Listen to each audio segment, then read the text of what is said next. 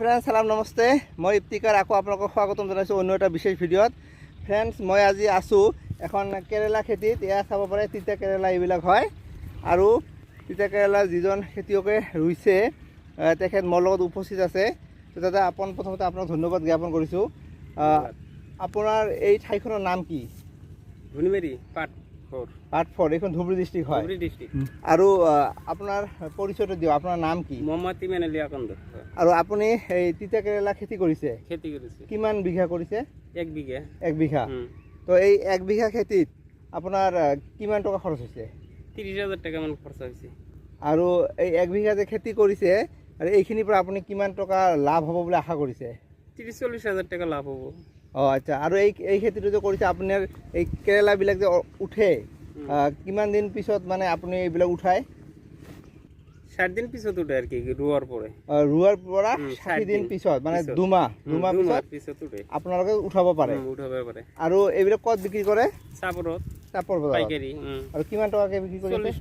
40 টকা। তো এই খেতিটো এইবাৰে প্ৰথম কৰিছে না আগতো কৰিছিল আপুনি? প্ৰথম কৰিছে। লাভ আছে এই খেতিটো। তো যদি কাৰোবাক যদি আপোনাৰ পৰা এই তিতা কেৰেলা লাগে আপুনি দিব পাৰিব? পাব।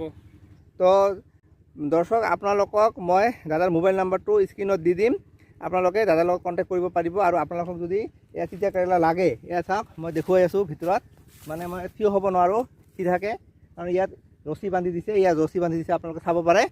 আৰু এয়া চাওক এয়া অলমি আছে, এইবিলাক তিতা কেৰেলা হয়। দাদা এইটো কি ৰছী বান্ধি দিব লাগে নেকি? জাংলি দিব লাগে। আচ্ছা, ৰছী বান্ধি দিছে আপুনি না? বান্ধি দিছে। আৰু এই ৰছীবিলাকত মানে আপোনাৰ টোটেল মিলি 30,000 টকা খৰচ হৈছে। আৰু এইটো আৰু ইয়াত কিবা কীটনাশক দিব লাগে নেকি? দিব লাগে। কি কীটনাশক দিয়ে? ডিএপি সাৰ হয়, আৰু বেলেগ ভিটামিন দিব লাগে।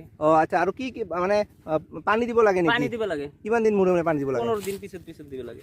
আচ্ছা। আৰু এই খেতিটো আৰু কিমান দিন চলিব? বৰ্তমান নৱেম্বৰ মাহ, আৰু কেইমাহ চলিব? 3-4 মাহ চলিব। আৰু 3-4 মাহ আপোনালোকে বিক্ৰী কৰিব পাৰিব। আচ্ছা, এইটো তিতা কেৰেলা কি সাইজটো সৰু সৰু গোল গোল, আৰু এটা আছে দীঘল যে? এটা লোকেল আর কি, লোকেলের মতনই হাইব্রিড হয়। 15-12 এটা ভালো হয় আর কি, এটা জাতটো ভালো আর কি, বাজার মার্কেটে চলে ভালো আর কি। গুড়ি নিয়ে 3-4টা করে গুড়ি এক লগে দিয়ে গাইডে পাশে এরকম জাংলি দিয়ে তুলে দিছে আর কি। তাৰমানে ফ্ৰেণ্ডছ বীজ ৰুইছে আৰু এনেকৈ উঠাৰ পিছত এনেকৈ জাংলি বনাই এনেকৈ বান্ধি দিছে। তো ফ্ৰেণ্ডছ আজি ইমানতে এৰিছোঁ। যদি ভিডিঅ'টো আপোনালোকক ভাল লাগিছে তেনেহ'লে লাইক কমেণ্ট আৰু শ্বেয়াৰ কৰিবলৈ নাপাহৰিব। তো আকৌ লগ পাম অন্য এটা বিশেষ ভিডিঅ'ত। Bye bye friends.